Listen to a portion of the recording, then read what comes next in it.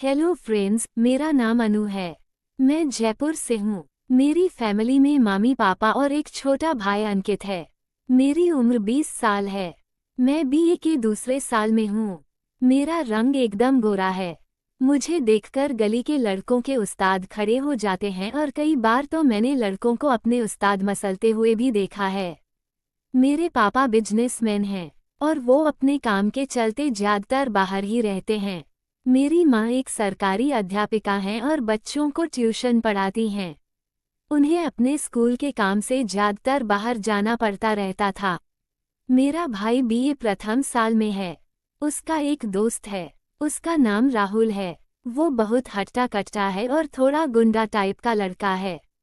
उससे कॉलेज में सब डरते हैं। मैं अमन और राहुल हम तीनों साथ में ही कॉलेज जाते और आते हैं। मुझे राहुल काफी पसंद था। वो मुझे देखता रहता था और उसकी निगाहों को मैं पढ़ती रहती थी। मैं खुद भी उसे गर्म करने का कोई मौका नहीं छोड़ती थी। मेरी इन सब बातों को मेरा भाई अंकित भी समझने लगा था। एक दिन अंकित ने मुझसे पूछा, क्या तुम राहुल को पसंद करने लगी हो? मैंने कहा, क्यों पूछ रहे हो? वो बोला, राहुल अच्छा लड़का नहीं है। मैंने कहा, मुझे उससे शादी नहीं करनी है। वो समझ गया और बोला, अच्छा मतलब उसे टाइम पास आइटम समझती हो? मैं हंस दी और उससे बोली, हाँ तुमने सही समझा है। मेरे भाई ने कहा, मगर वो तुम्हें गलत नजरिए से देखता है। मैंने कहा, तो क्या हुआ, मैं कोई घिस थोड़ी न जाऊंगी। उसने मुझसे कहा, ठीक है, जैसा तुम ठीक समझो। अब मेरा भाई भी इस बात को समझ चुका था कि मैं समीर से खेलना चाहती हूँ। हम दोनों के बीच उस तरह का खुलासा होना मेरे लिए एक अच्छी बात थी।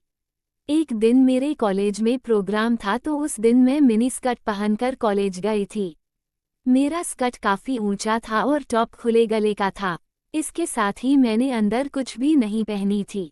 मैं कॉलेज गई और उधर सारा प्रोग्राम बढ़िया तरह से हो गया। फिर मैं कॉलेज से लौटने लगी। वहां पर अंकित और राहुल मेरा ही इंतजार कर रहे थे। राहुल मुझे देखकर मेरे भाई से बोला, अरे वाह, तेरी बहन तो इस ड्रेस में मस्त माल लग रही है। मेरा तो मन कर रहा है कि इसे यहीं पटक कर डालूं। चूंकि मेरा भाई राहुल से डरता था और उसे मेरी कामना के बारे में पता भी था, इसलिए वो राहुल से कुछ नहीं बोला। मैंने राहुल के मुंह से ये बात सुन ली थी। मैं उसे देखकर थोड़ा सा मुस्कुरा दी।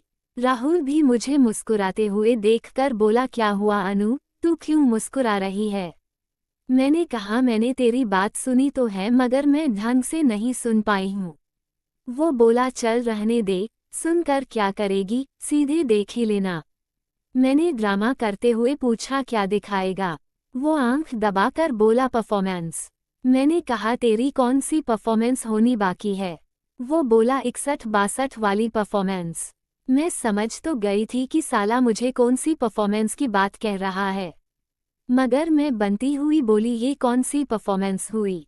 मेरा भाई भी समझ गया था। वो बात खत्म करने की नज़र से बोला, चलो यार घर चलते हैं, ये सब बातें बाद में कर लेना। फिर हम तीनों घर की तरफ चल दिए। थोड़ी देर में बारिश शुरू हो गई और हम सब भीगने लगे। हमने सोचा कि चलो आज बारिश में भीगते हुए ही घर चलते हैं।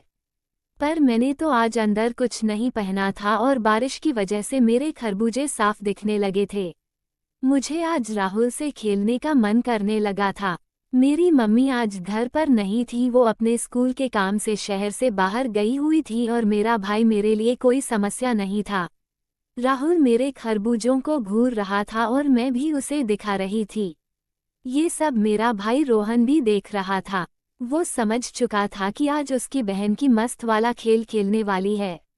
हमारा घर राहुल के घर से पहले पड़ता है।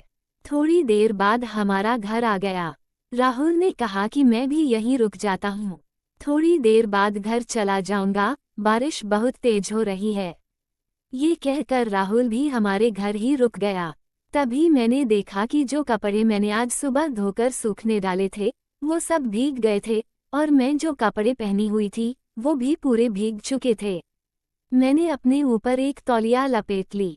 अंकित को छींक आने लगी जब मैंने उसके सिर पर हाथ लगाकर देखा तो उसका सर काफी गर्म लग रहा था।